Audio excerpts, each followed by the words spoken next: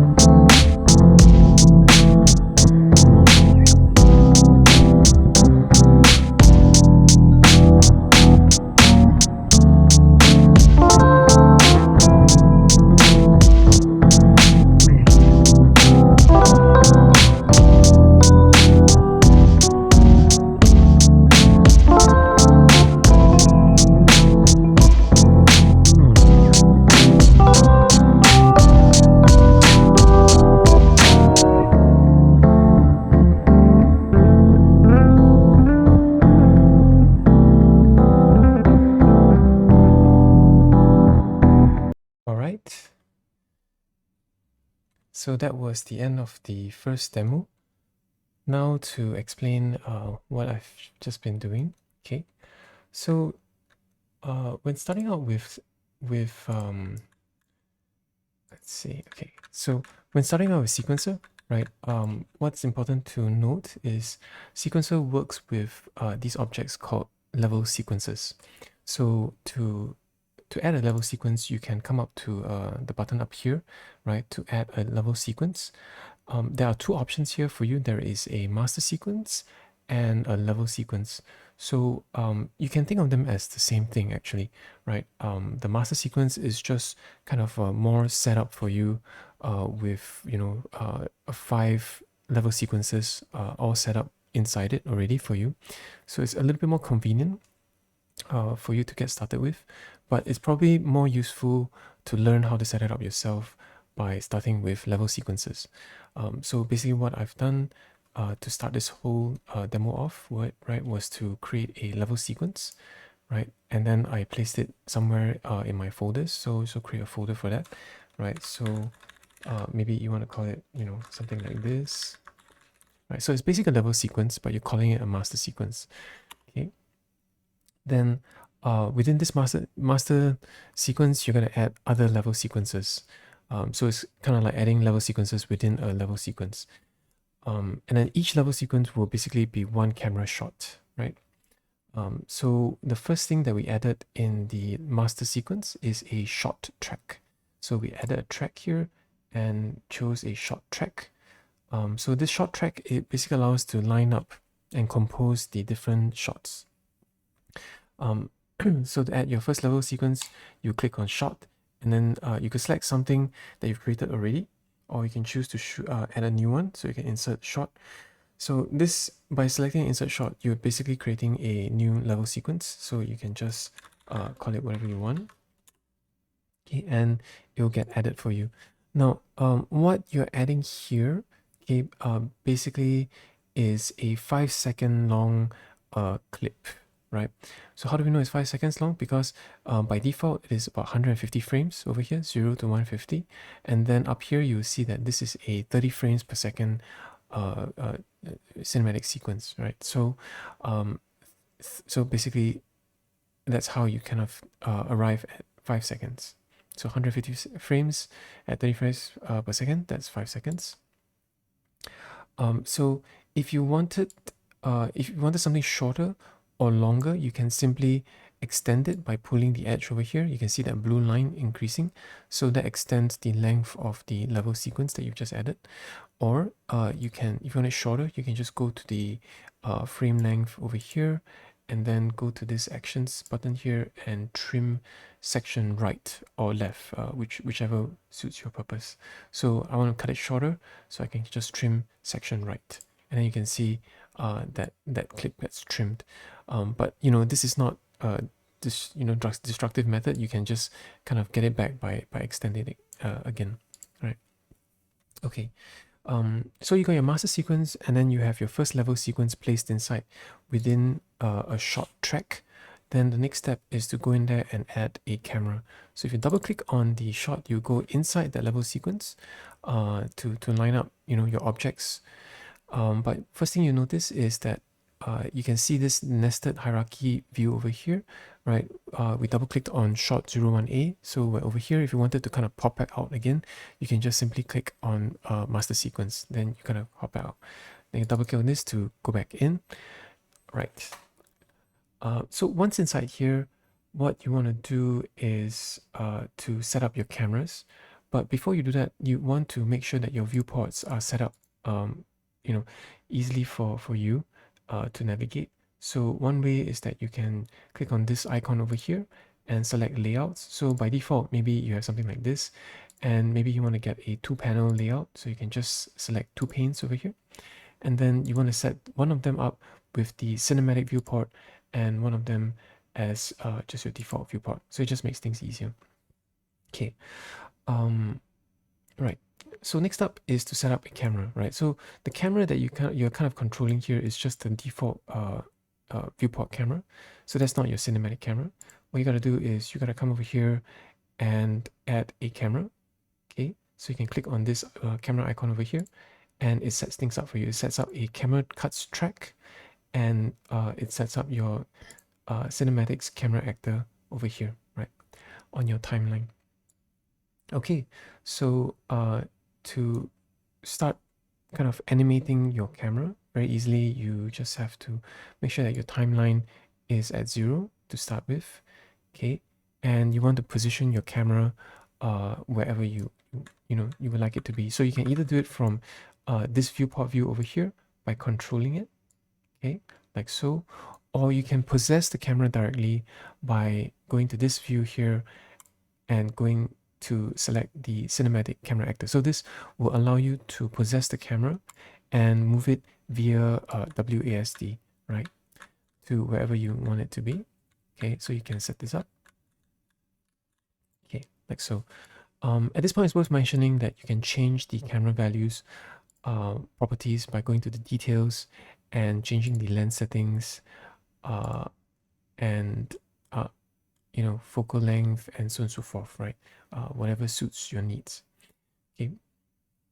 But anyway, once you've kind of positioned your camera actor in the place that you want it to be, then you come down to the transform link over here, okay, and just click on the set keyframe, or you can press S, the S key if you like, okay. But you can just click on this, you see a pink button, pink dot appear over here. This means that you set a keyframe in this position. So this kind of marks down the rotation, location, and scale value of your camera at this point in time.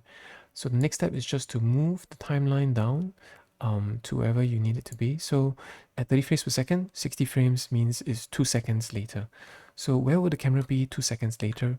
You just need to then move your camera accordingly. So just make sure that you still have your cinematic camera actor selected in that option there. Then you can move your camera to the new position using WASD. Then once again, you repeat the step of setting a new key at the new position, right? So now that the keyframes have been set, you can now scroll back and forth, and you can see that Unreal has interpolated between these two values, okay, these two positions over here. Okay, so it's worth noting now that it's you can kind of tend to lose control of the camera very easily when the timeline gets pulled out of this this green band and this red band over here. So when that happens, you basically lose the possession of your camera actor. So just take note of that, like if you don't want to, if you accidentally lost it, right? Okay, so that's about it for our first shot, right? We just want a kind of 2 second long panning from this position to this position. Okay. Right. So in the event that you don't see the camera moving in this viewport here, you can also make sure that this icon here is checked. If it's not, then you might go into the default viewport camera. Right. So if you check this, you lock the camera into the viewport, and then you see it moving as such. Okay. Right. So once again, it pays to you should pay attention to some of these red lines over here, right? One of them tells you what is the length of the shot that you have. If you want it longer, you can move this. You can extend this to the right or to the left accordingly. Okay. Right. But for the time being, right, what we're going to do is we're going to trim this clip over here at the 60 frame mark. So now I'm back in the master sequence.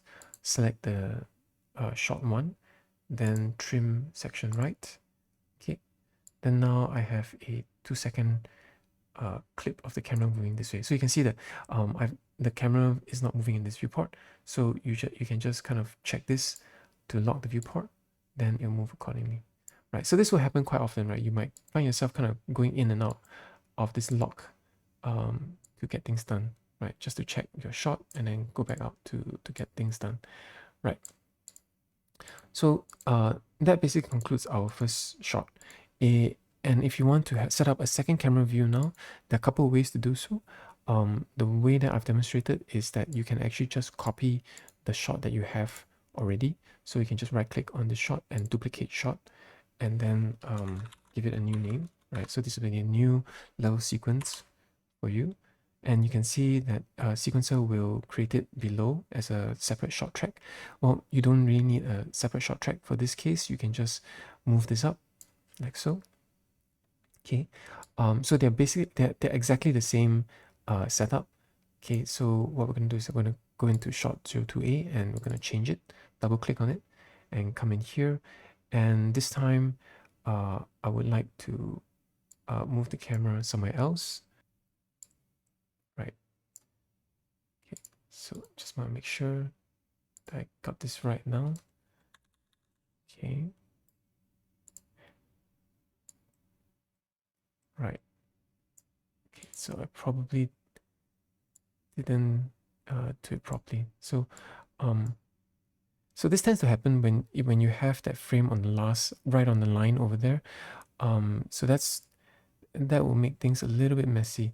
So I'm gonna move my timeline down a little bit, okay, before I move out and set the keyframe. Okay. So I'm just gonna delete that keyframe and then shift this to that new position. Okay. Right.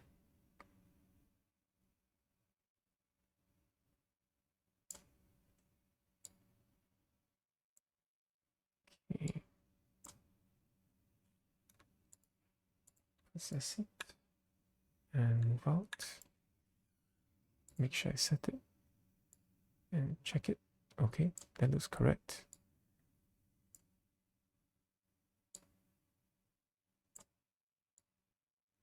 Right. So this tends to be happening because I lose possession of the camera right when I snap it to that frame over there. Okay. And then they set the reset position as my keyframe position. So that's not what I want.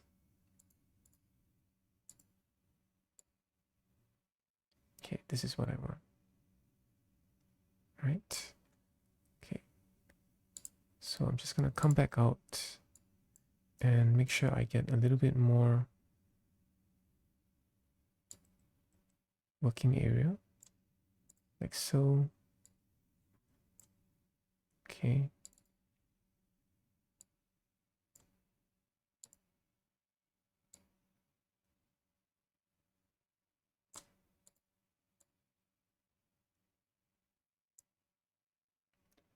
And then I can trim this.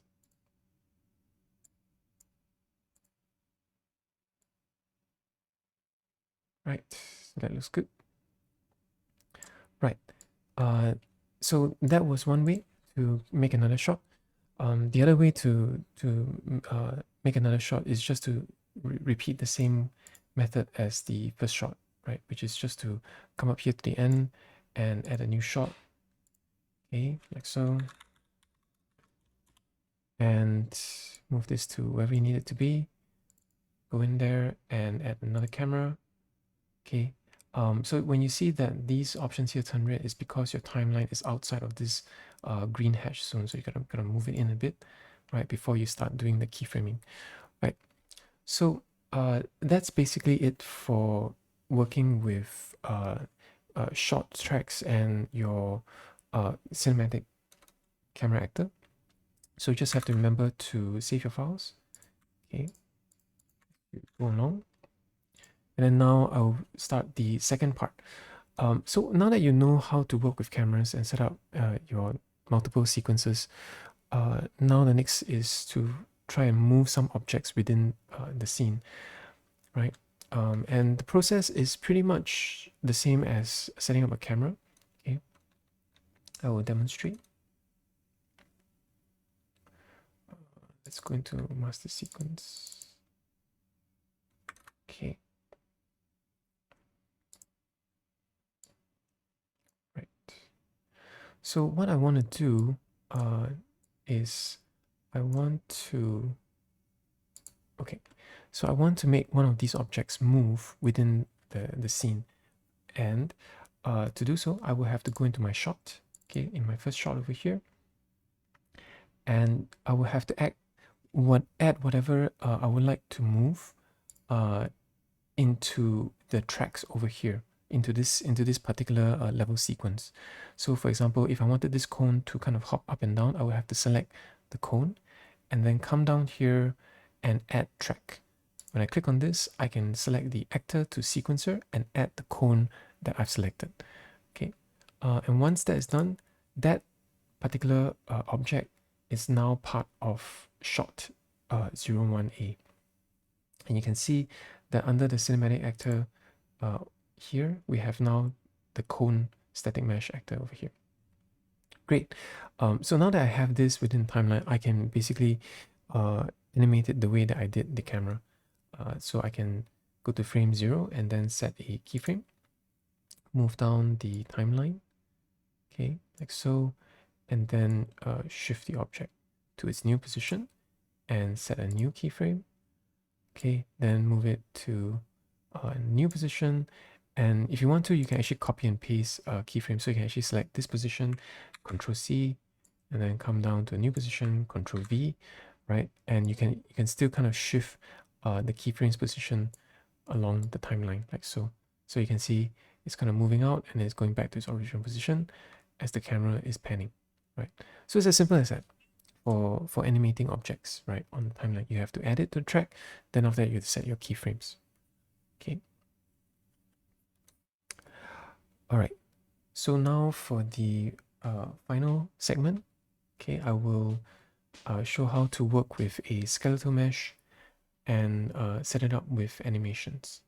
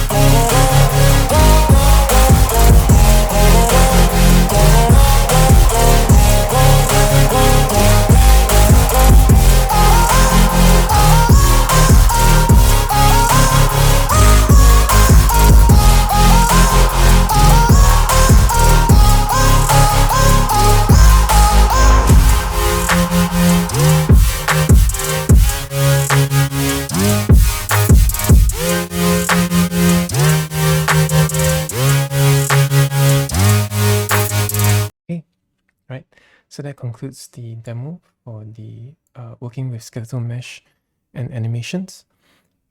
So adding the skeletal mesh is basically the same process as adding the cone to the shot track. So what I've done is that I've added the skeletal mesh into the scene, and then I went into my shot 02A to add the skeletal mesh to to the shot, right? Using the add actor to sequencer option over here. Now, typically, right, you probably don't need to do this step, but because Unreal Engine's mannequin has been set up with a lot of extra stuff, so there was extra step that I had to do. So if you drag in one of the mannequins into the scene, okay, and then add it to your level sequence, like so, it will actually come in with its control rig. Now, this control rig is great if you wanted to manually animate this character, okay, and set keyframes for it. But if you're planning to use preset kind of animations, then you won't be able to see those animations play unless you delete this skeletal mesh component, right? So by getting rid of this, you'd be able to add animations and play them like I did, right? Right, so after you've deleted the skeletal component, you'll be able to use the animation clips. And to do so, you can just go over to animation, okay, and then you can plus and select the animation of your choice and add it to the scene, okay. And as with the shots, you can just grab the edge and resize the length of the animation that you like to use. And if you ever had to if you ever wanted to kind of blend one animation to another, you can simply drag the track until it overlaps with the previous track, and then sequencer will automatically blend the two animations together. So that's really very useful. Okay, and then once you have kind of something set up, you may want to move the actor. Okay, like in this case, in the case of this running man over here. And the process for doing so is the same as moving the cone, right? So you just have to find that starting position, set a keyframe to its transform, and then find out where, figure out where the end position is going to be, and then set another keyframe over there. And then move things along. Okay, right. Then that's how you can animate this character running. Okay, like so. Right. And at this point, you may even want to play around with some other things like particle effects or maybe a sound effect and so on and so forth. And to do so, you can just simply find a particle system. Okay, so in your starter content, there should be some particles you can use. Like for example, this explosion particle over here. I'm just going to drag it into the scene like so, and make sure that it's deactivated, right? The auto activate option is off, just in case. So that's somewhere down here. Just gonna uncheck this so it doesn't play automatically. Then as with the skeletal mesh, I'm going to add it into the shot. So I'm going to have the particle system selected, then go to plus track, actor to sequencer, and add the explosion, like so. So that's going to come in here as an object like this. But unlike the other actors, it seems to be short of a few options below it, right? So there's no problem. You just have to add tracks, the tracks that you need to it. So if you click on plus track over here, first thing that we can do is have a FX system toggle track. Okay, so this will allow us to set when the FX system will activate. So maybe I want to have it activate right when the player jumps, like so. Okay, then all I have to do is just to set a keyframe at that moment, right there. So that's the moment where it will kind of fire off and activate. Great. But maybe I don't want it to be placed over there. Maybe I want it to kind of follow the character. So once again, select the particle.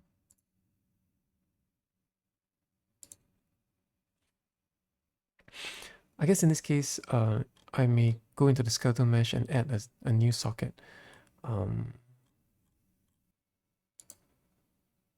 Okay.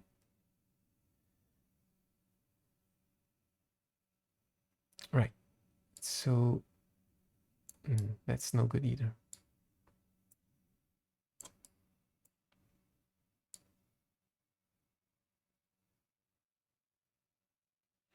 I would have liked it a little closer to the foot, but I guess it's fine.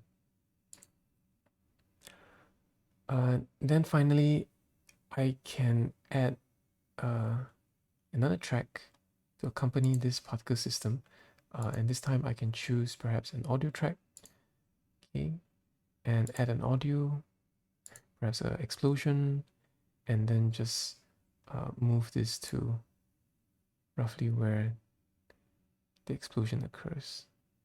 So it seems like I'm already in the right spot, so there's not much need to move it, right? Okay, so that's it.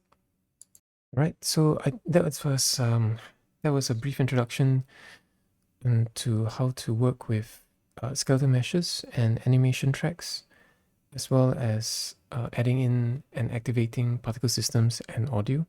So hope this helps. Okay, to kind of get you started with Sequencer. Right, thanks for watching.